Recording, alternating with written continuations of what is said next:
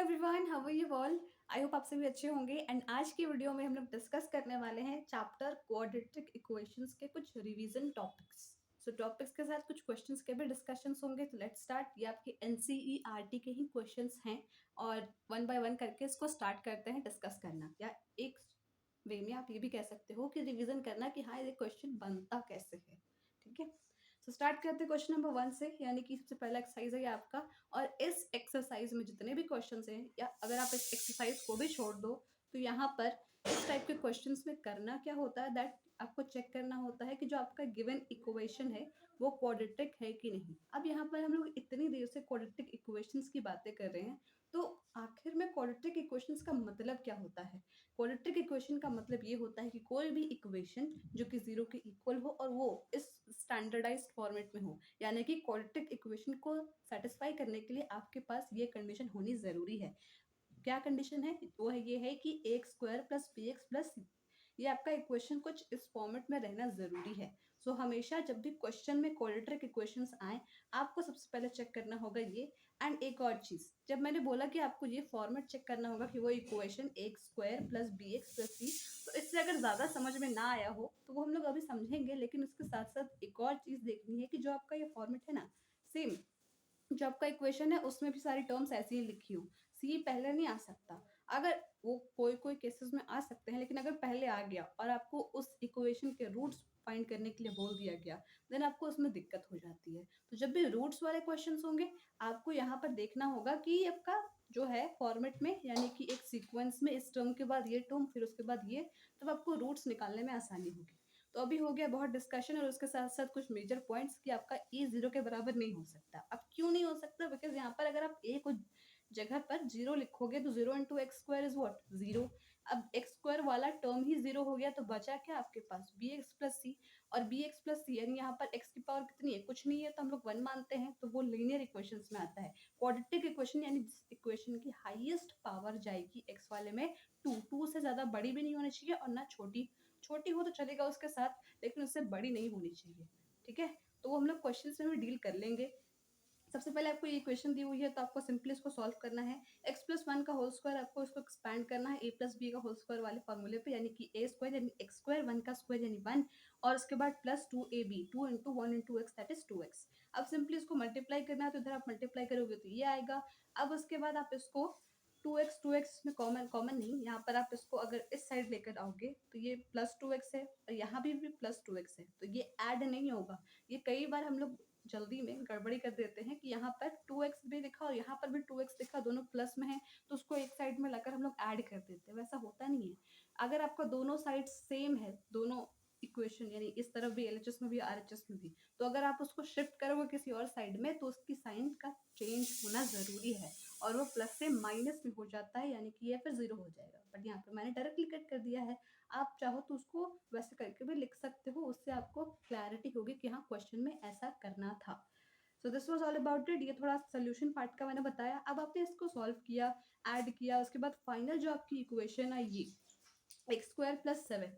अब आपके मन में एक और डाउट आएगा कि एक्स स्क्वायर प्लस सेवन ये तो इससे मैच नहीं कर रहा, वहां पर तो लिखा हुआ है ए स्क्वायर। ए कोई भी कांस्टेंट टर्म हो सकता है, बी भी कोई कांस्टेंट टर्म हो सकता है जिसको आप एक्स से मल्टीप्लाई करो, और सी तो कांस्टेंट टर्म है ही। तो यहाँ पर तो हमें एक स्क्वायर, यानी कि अगर मान लो ए की जगह पर आपने वन लिखा तो वो ए एक स्क्वायर वाला सेटिस्फाई किया, और कांस्टेंट टर्म है सिर्फ, यानी जिसकी वैल्यू बदल ही नहीं सकती, सी की जगह पर सेवन लिखा। बट जो x यानी बी एक्स वाला टर्म है वो कहाँ गया? अगर वो नहीं है तो हम इस इक्वेशन को कैसे कह सकते हैं कि ये क्वाड्रेटिक इक्वेशन है?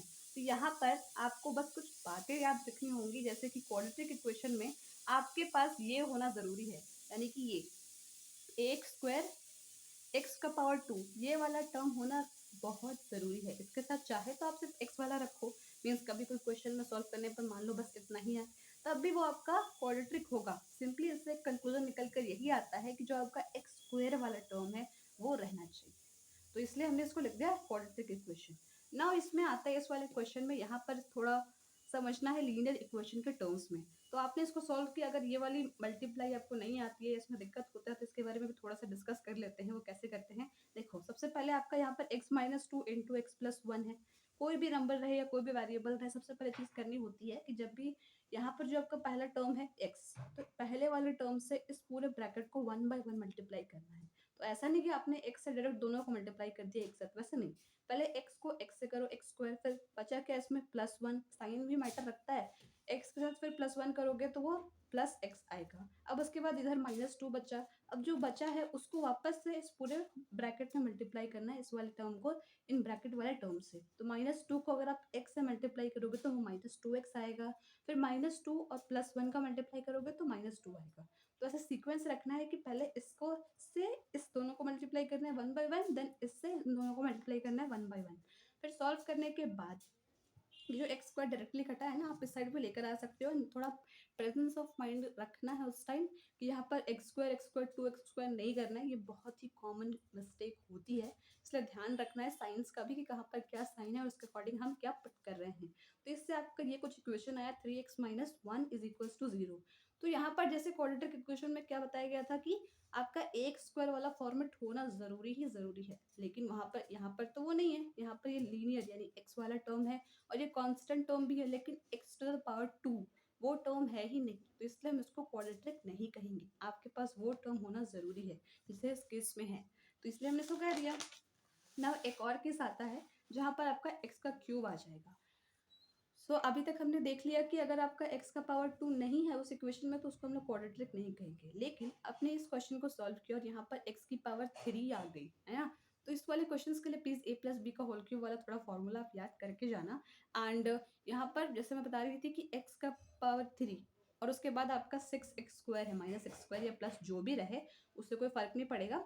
लेकिन जैसे कि कंडीशन में बताया गया था कि आपके पास जो इक्वेशन में हाईएस्ट पावर रहेगी टर्म की वो 2 वाले की होनी चाहिए, 3 वाले की ज़रूरत नहीं है क्वाड्रेटिक में। अगर आई है तो इसका मतलब वो क्वाड्रेटिक नहीं है, हमें सिर्फ 2 की पावर ही हाईएस्ट चाहिए इस इक्वेशन में, तो इसलिए इसको हम लोग क्वाड्रेटिक इक्वेशन नहीं कहेंगे। अब चलते हैं आगे वाले क्वेश्चन पे। क्वेश्चन नंबर 2 क्या बोलता है, ये थोड़े छोटे-छोटे वर्ड प्रॉब्लम्स है, इसमें क्या बोला जा रहा है वो डिस्कस कर लेते हैं। जैसे कि आपको कुछ कंडीशंस दी हुई है, आपको इससे क्वाड्रेटिक इक्वेशन बनाकर रिप्रेजेंट करना है, तो कैसे करेंगे? सिंपली यहाँ पर क्या लिखा हुआ है कि the length of the plot is 1 more than twice its breath. तो आपको इस वाले में इसका क्वाड्रेटिक इक्वेशन बनाना है और एरिया ऑफ रेक्टेंगुलर प्लॉट दिया हुआ है। तो इस वाले क्वेश्चन को हम लोग करेंगे कैसे? सिंपली थोड़ा ध्यान देना है वर्डिंग्स पर, बिकॉज वर्ड प्रॉब्लम्स में आप वर्ड्स को ध्यान से नहीं समझोगे देन गलत इक्वेशन मिल जाएगी। तो यहाँ पर बोला क्या जा रहा है कि जो लेंथ है इस रेक्टेंगुलर प्लॉट की, मान लो कोई भी रेक्टेंगुलर प्लॉट हो, वो क्या है, एक ज़्यादा है ट्वाइस इट्स ब्रेथ, तो एक ज़्यादा है तो एक लिख दिया। अब उसके बाद प्लस ट्वाइस इट्स ब्रेथ। अब हमने यहाँ पर ट्वाइस इट्स ब्रेथ लिखा, लेकिन ब्रेथ तो पता नहीं है। अब जो वैल्यू पता नहीं होती है उसको हम लोग कुछ एक आर्बिट्ररी यानी कुछ भी अपने मन में अज्यूम कर लेते हैं और उसको लिख देते हैं एक्स या वाई। आप एक्स लिखो या वाई लिखो, बट कोई एक टर्म लिखना है। तो मान लिया हमने ब्रेथ को एक्स मान लिया। अब यहाँ पर क्या रहा, एक ज़्यादा है ट्वाइस इट्स ब्रेथ, तो 1 + 2x। अब यहाँ पर हमारे पास लेंथ आ गया, ब्रेथ आ गया, क्वेश्चन में एरिया गिवन था। तो आपको थोड़ा यहाँ पर सोचना था कि यस लेंथ ब्रेथ गिवन है और एरिया है, तो इससे हम लोग क्वाड्रेटिक इक्वेशन कैसे बना सकते हैं? सिंपली एरिया का फॉर्मूला क्या होता है? Area of rectangle L/B। तो यहाँ पर लेंथ और ब्रेथ को मल्टीप्लाई करेंगे, उसके बाद आप इसको इस साइड लेकर आओगे, तो ये आपका पूरा क्वाड्रेटिक इक्वेशन बन गया। नाउ यहाँ पर सेकंड क्वेश्चन में क्या बोला जा रहा है कि आपको the product of two consecutive positive integers is 306 let. ये तो सोल्यूशन है, बट पहले क्वेश्चन को समझ लेते हैं कि आपको इसमें भी क्वाड्रेटिक इक्वेशन रिप्रेजेंट करना है। तो कैसे करेंगे? सिंपली एक बात का ध्यान रखो, हमें यहाँ पर नहीं पता है कि वो कॉन्जिक्यूटिव पॉजिटिव इंटीजर्स कौन से हैं, बट क्वेश्चन में इतना हिंट जरूर है कि वो पॉजिटिव इंटीजर्स हैं। तो अगर हमें पहला वाला नंबर कुछ पता ही नहीं है तो उसको तो हम एज ऑलवेज हर केस में एक्स ही मानते हैं। और इसमें एक और कंडीशन दी हुई है क्वेश्चन में कि वो कंजिक्यूटिव है ना, लगातार। जैसे 2 के बाद 3 आता है तो क्या होता है, 2 + 1 = 3, वो उसका कंजिक्यूटिव पॉजिटिव इंटीजर नंबर है। तो हमने वैसे ही यहाँ पर x माना है तो x + 1 इसका कंजिक्यूटिव पॉजिटिव इंटीजर आ गया। ये पॉजिटिव है दोनों और दोनों का प्रोडक्ट इज इक्वल टू 306 जो कि गिवन है। फिर इसको सॉल्व करने पे आपका क्वाड्रेटिक इक्वेशन बन जाएगा। Now coming to the next one, that is this. ये भी आपका कुछ ऐसा क्वेश्चन है कि इस क्वेश्चन में दिया हुआ है कि रोहन की जो मदर है वो उनसे 26 साल बड़ी हैं। तो आपको यहाँ पर एक और चीज दी हुई है, the product of their edges 3 years from now will be इतना। आपको इस बस इतना ही क्वेश्चन में दिया हुआ है, लेकिन इससे सॉल्यूशंस निकालने हैं। तो कैसे निकालोगे? देखो, हमें यहाँ पर क्या दिया हुआ है कि रोहन की मदर उनसे 26 साल बड़ी हैं प्रेजेंट सिनेरियो में। तो रोहन की एज तो हमें पता नहीं है। अब जो पता नहीं होता उसको हम लोग एक्स मान लेते हैं, तो उसको हमने एक्स मान लिया। अब इसे एक्स मान लिया तो रोहन की मदर की एज नॉर्मल सिनेरियो में x + 26 हो जाएगी। एक और कंडीशन दी हुई है कि रोहन की मदर या रोहन, दोनों के एजेस का प्रोडक्ट आज से 3 साल बाद 360 हो जाएगा। तो आज से 3 साल बाद उनकी एजेस क्या रहेंगी वो पहले देखना होगा। अभी है रोहन की एक्स, 3 साल बाद होगी x+3। रोहन की मदर है x+26 ईयर्स, उनकी प्रेजेंट एज है, आप ऐसे बोलो। 3 साल बाद क्या होगा, x+26+3 यानी x+29 ईयर्स उनकी 3 साल बाद की एज होगी। अब वही 3 साल बाद की जो एजेस आई उनकी, उन दोनों का प्रोडक्ट 360। तो आप सिंपली इसको मल्टीप्लाई करोगे देन क्वाड्रेटिक इक्वेशन बन जाएगा। ठीक है, डन। नाउ नेक्स्ट पे चलते हैं। यहाँ पर क्या बोला गया है कि एक ट्रेन ट्रैवल करती है एक स्पीड पर, यानी जो एक डिस्टेंस उसने इतना ट्रैवल किया, एक ट्रेन ने 480 किलोमीटर ट्रैवल किए। इस क्वेश्चन में थोड़ा आपको कॉन्सेप्ट समझना होता है, थोड़े बेसिक्स वाले फॉर्मूले यूज करने होते हैं। सो क्या बोल रहा है, एक ट्रेन ने कवर किया 480 किलोमीटर एक यूनिफॉर्म स्पीड पे, यानी स्पीड सेम थी उसकी, उसने ना कम किया स्पीड को ना बढ़ाया 480 किलोमीटर कवर करने में। अब एक और कंडीशन आपको अज्यूम कराई जा रही है कि अगर मान लो जो उसकी नॉर्मल स्पीड थी ट्रेन की स्पीड तो हमें पता नहीं है, तो उसको हम लोग एक्स मान लेंगे। अगर आप उसको 8 किलोमीटर कम कर देते जिस स्पीड से वो चल रही थी, तब ट्रेन को ज़्यादा 3 घंटे लगते इसी डिस्टेंस को कवर करने में। तो यहाँ पर ये थोड़ा गड़बड़ हो गया, बट इसको समझते हैं क्या बोला जा रहा है। सो देखो, सबसे पहली बात, सो यहाँ पर क्या कहा जा रहा है कि अगर ट्रेन की स्पीड में हम लोग 8 किलोमीटर पर आवर कम कर देंगे, यानी नॉर्मल से 8 घटा देंगे, तब जो इतना टाइम उसको अभी लगा है आने में, उससे 3 घंटे ज़्यादा लगेगा 480 किलोमीटर डिस्टेंस कवर करने में। ठीक है, तो यहाँ पर ये distance is equals to speed into time, और time is equals to distance upon speed. ये बेसिक वाला फॉर्मूला है। क्यों हमने टाइम ही निकाला, बिकॉज देखो यहाँ पर आपको टाइम का रिलेशन दिया हुआ है कि अगर स्पीड घट जाएगा तो उसको 3 घंटे ज़्यादा लगेंगे। तो आपको टाइम के रिलेशन में सारी चीज़ें डील करनी होगी। सबसे पहले तो हमें नॉर्मल टाइम निकालना होगा। हमें स्पीड नहीं पता, हमें बस डिस्टेंस पता है 480, स्पीड को हमने x मान लिया, तो टाइम क्या होगा, डिस्टेंस अपॉन स्पीड, तो 480 अपॉन x, वो टाइम आ गया। अब जो कंडीशन हमें क्वेश्चन में गिवन है कि अगर उसका 8 कम कर दिया जाए, तब उसके बाद उसको 3 घंटे ज़्यादा लगेंगे, है ना। हाँ, सो हम स्पीड को यहाँ पर x-8 कर देते हैं। ओके, देन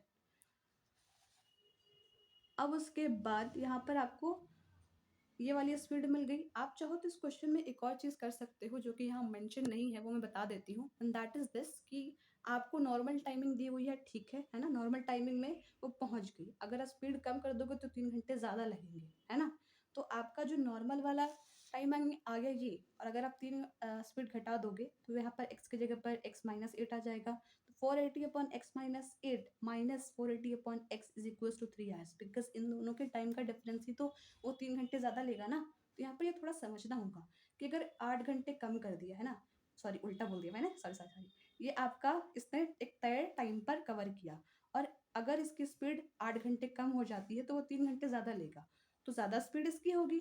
तो ज़्यादा वाले स्पीड से माइनस करेंगे 480 अपॉन x-8, यानी जिस जब स्पीड हमने कम कर दी तब आपको 3 घंटे ज़्यादा लग गए। ये भी टाइम का फॉर्मूला था, ये भी टाइम का फॉर्मूला था, आपको 3 घंटे ज़्यादा लगे। तो इसको सिंपली अगर आप सॉल्व करोगे तो फिर आपका आंसर आ जाएगा। ये भी उसी तरीके से थोड़ा डिफरेंट वे में सॉल्व किया गया है, लेकिन आप उस तरह कर सकते हो। Now coming to the next one, that is this कि यहाँ पर आपको फैक्टराइजेशन करना है। मैंने जिससे कहा था ना कि आपको पिछले क्वेश्चन में थोड़ा सा ध्यान रखना होता है क्वाड्रेटिक इक्वेशन के टर्म्स में या पॉलिनोमियल्स के टर्म्स में। ये दोनों बहुत मैच करते हैं कि जब आपका x का पावर 2 उस इक्वेशन में सबसे ज़्यादा हाईएस्ट होगा, देन आपको एक बात ध्यान रखनी होती है कि जो आपका इक्वेशन है ना वो a² प्लस bx, प्लस की जगह पर माइनस भी हो सकता है, उसमें कोई दिक्कत नहीं है। बट पहले x² वाला टर्म, फिर x वाला टर्म, फिर आपका कांस्टेंट यानी कोई भी कांस्टेंट नंबर वो होना चाहिए, तभी जाके आपका प्राइम फैक्टराइजेशन से आंसर सही निकलता है। तो कैसे करते हैं इसको सॉल्व, एक जस्ट एग्जांपल ले लेते हैं। जैसे कि ये हमने एक एग्जांपल लिया कि आप देखो यहाँ पर क्या है, x² माइनस 3x, ये 1 है। मैंने जस्ट अज्यूम के लिए बताया था पहले, अगर आप चाहो तो वो वीडियोस को भी देख सकते हो। सॉरी। सो यहाँ पर 10 है कांस्टेंट में। तो जो कांस्टेंट नंबर होता है ना, आपको कुछ ऐसे ढूंढने होते हैं कि अगर कोई दो नंबर ढूंढने होते हैं कि अगर आप वो दो नंबर को मल्टीप्लाई करो तो ये कांस्टेंट टर्म आए, और अगर आप दो नंबर का डिफरेंस या सम निकालो एज पर द गिवन जो आप नंबर होता है वो करो, तो आपको ये जो बीच वाला टर्म है ना 3x वो आ जाए, या x वाला टर्म। तो हमें 5 और 2, अगर आप 5 और 2 को मल्टीप्लाई करोगे तो 10 आएगा, लेकिन यहाँ पर -10 है।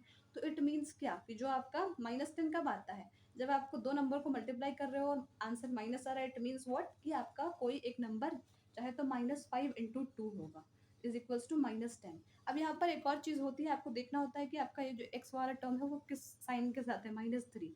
यहाँ पर जो प्लस माइनस में साइन लगता है ना, उसका लगता है जो बड़ा नंबर होता है, यानी कि 5 और 2 में से बड़ा कौन है? 5, तो 5 के साथ माइनस लगेगा क्योंकि यहाँ पर -3 आंसर में है।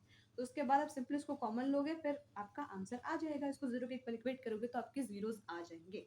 सो ये भी डन हो गया है। और एक और चीज़, कोई-कोई क्वेश्चन आपके फ्रैक्शन फॉर्म में होते हैं, तो आपको क्या करना है कि जो भी क्वेश्चन फ्रैक्शन के फॉर्म में हो ना, सिंपली जहाँ पर डिनोमिनेटर में जो नंबर हो, उसी नंबर से आप सबको मल्टीप्लाई कर दो, ताकि आपका ये कैंसल आउट हो जाए। भले ही ऊपर वाला इक्वेशन थोड़ा बड़ा हो जाए, उसको आप प्राइम फैक्टराइजेशन से सॉल्व कर लोगे, लेकिन आपको डिनोमिनेटर वाला हटाना होगा प्राइम फैक्टराइजेशन सॉल्व करने के लिए, ठीक है।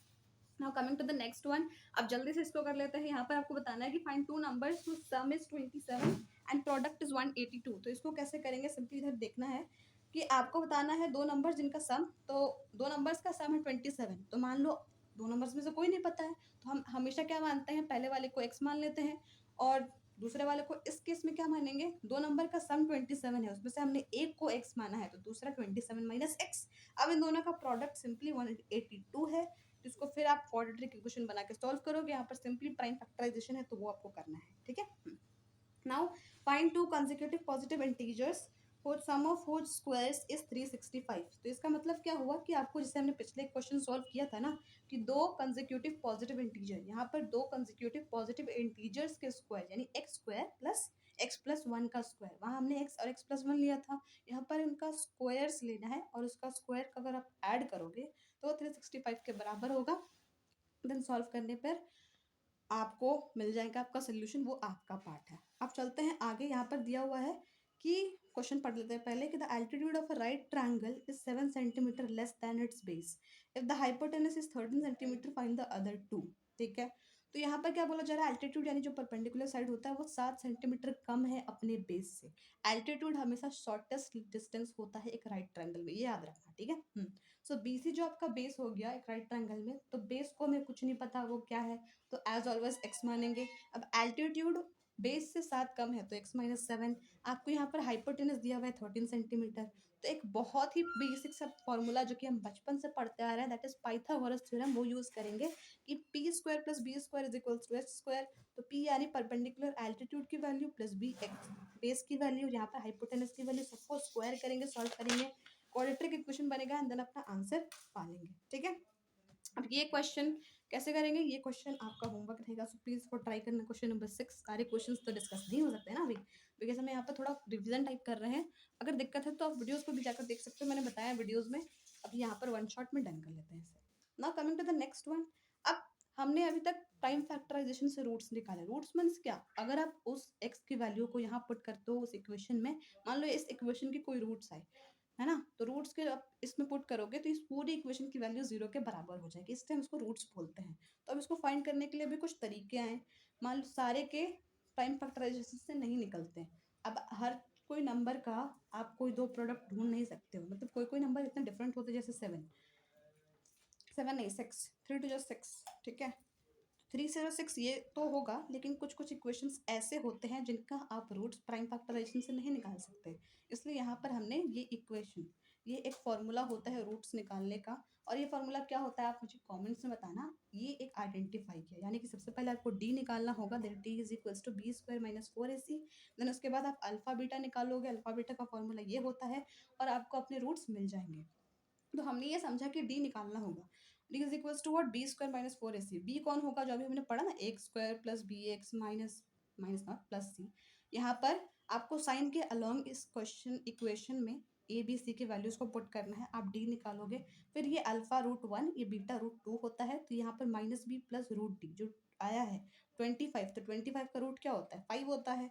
और बाकी आपको साइन के साथ वैल्यूज पुट करनी है, ये मत करना कि बी स्क्वायर है या यहाँ पर माइनस बी है तो बी यहाँ पर -7 था और हमने बस 7 पुट किया, वैसे गलत आंसर आ जाएगा। सिंपली ध्यान रखना है कि माइनस बी है, लेकिन माइनस फिर आप ब्रैकेट करके उस नंबर को उसके साइन के साथ लिखोगे, प्लस वाले को नहीं लिखोगे चलेगा, बट माइनस वाले को लिखना है। ऐसे ही फिर आपको अल्फा मिल जाएगा, उसके बाद बीटा मिल जाएगा। और इससे रिलेटेड एक कंडीशन आती हैं, जैसे कि ये आपको ये MCQs में भी पूछा जाता है, इसलिए इसको समझना बहुत ज़रूरी है। वो ये है कि अगर आपकी डी की जो वैल्यू है, यानी आपका जो ये वैल्यू आया ना, निकाला आपने कोई भी इक्वेशन में, सो इसी से पता चल जाता है कि आपको इस इक्वेशन की रूट्स कैसी आएगी। कैसी मीन्स क्या, किस सेंस में। अगर मान लो सबसे पहले ईजी से स्टार्ट करते हैं, डी की वैल्यू 0 है तो इट मीन्स जो भी उसकी अल्फा और बीटा यानी जीरोस की वैल्यू आएगी या रूट्स की वैल्यू आएगी वो दोनों बराबर होंगी, ठीक है। अगर डी की वैल्यू 0 से बड़ी है इट मीन्स कि उसकी रियल रूट्स आएंगी, टू डिस्टिंक्ट रियल रूट्स, यानी दोनों जो रूट्स आएंगे वो डिफरेंट होंगे और रियल होंगे यानी 0 से बड़े होंगे, ठीक है। अब उसके बाद अगर डी की वैल्यू 0 से छोटी है यानी कि 0 से छोटी मीन्स क्या, डी अगर आपका -1 -2 ये सब आ गया तो आपको वहां पर उस ऑप्शन में लगाना है नो रियल रूट्स आएंगे उस इक्वेशन में, ठीक है। So this was all about it and कुछ ये वाला क्वेश्चंस भी डन कर लेते हैं हम लोग। ये वही क्वेश्चन है, आपको डन करने हैं with the help of that formula, और सिंपली इसमें करेंगे कैसे, थोड़ा कंफ्यूजन रहता है तो यहाँ पर बात कर लेते हैं। देखो आपको ऐसे फॉर्मेट मिले हैं ना, तो आपको यहाँ पर पहले से सॉल्व करना होगा, यानी माइनस करो फिर इसके बाद मल्टीप्लाई करो, इसको एक क्वाड्रेटिक फॉर्म में लाना होगा। क्वाड्रेटिक फॉर्म में लाने के लिए आपको ला दिया आपने मल्टीप्लाई करके सॉल्व करके, फिर इसकी डी की वैल्यू निकालनी होगी। डी की वैल्यू आई और कभी कभी डी आपका 13 आएगा तो जहाँ पर √13 तो वो √13 ही लिखना, उसकी जगह पर कुछ और मत लिखना। और साइन का ध्यान रखना। फिर आपको रूट्स निकालनी है, तो इसमें ज़्यादा कुछ करना नहीं है, सिंपली आपको वो समझ में आना चाहिए कि अगर आपका डी 0 से छोटा है तो आपके पास रियल रूट्स नहीं होंगे, यानी रूट्स जो जीरोज होंगे वो 0 से छोटे वैल्यूज होंगे, यानी -1 -2 तो वो नहीं होते हैं जीरोज में, ठीक है। जीरोज में हम ज़्यादातर पॉजिटिव वैल्यूज को लेते हैं या जो नंबर एक दूसरे के बराबर होते हैं। बराबर कब आते हैं रूट्स, जब डी 0 के बराबर होता है, और डिफरेंट रियल रूट्स कब आते हैं उनसे बड़े, जब डी भी 0 से बड़ा होता है।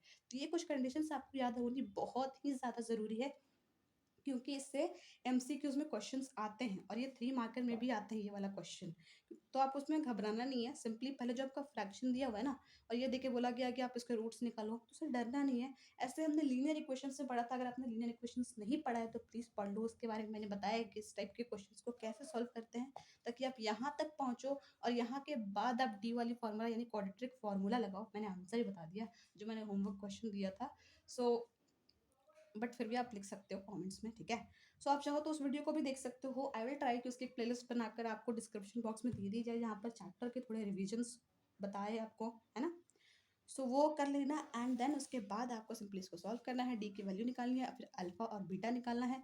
तो इस सीरीज को हम लोग कंटिन्यू कर रहे हैं as a one shot revision और डिस्कशन। फिर भी कोई दिक्कत है तो आप मुझे कमेंट्स में बता सकते हो। और एक और चीज़ कहनी है कि प्लीज़, प्रेशर आई नो बहुत ज़्यादा प्रेशर होगा आप पर, बट थोड़ा ध्यान रखना है खुद का भी, एंड आप कर लोगे, थोड़ी मेहनत करोगे तो हो जाएगा। आई नो थोड़ी दिक्कत होती है क्वेश्चन बनाने में, कभी आंसर ही नहीं आता है, लेकिन प्लीज़ एक बात हमेशा याद रखना, क्वेश्चंस जरूर अटेम्प्ट करने, चाहे गलत ही आपका सोल्यूशन आए, प्रैक्टिस करोगे तो वो फिर चीज़ें थोड़ी कम हो जाएंगी, लेकिन फिर भी अगर थोड़ा गलत हो रहा है तो प्लीज़ अटेम्प्ट करना, उस क्वेश्चन को छोड़ कर नहीं आना। एक रहेगा कि यस मैंने अटेम्प्ट किया था।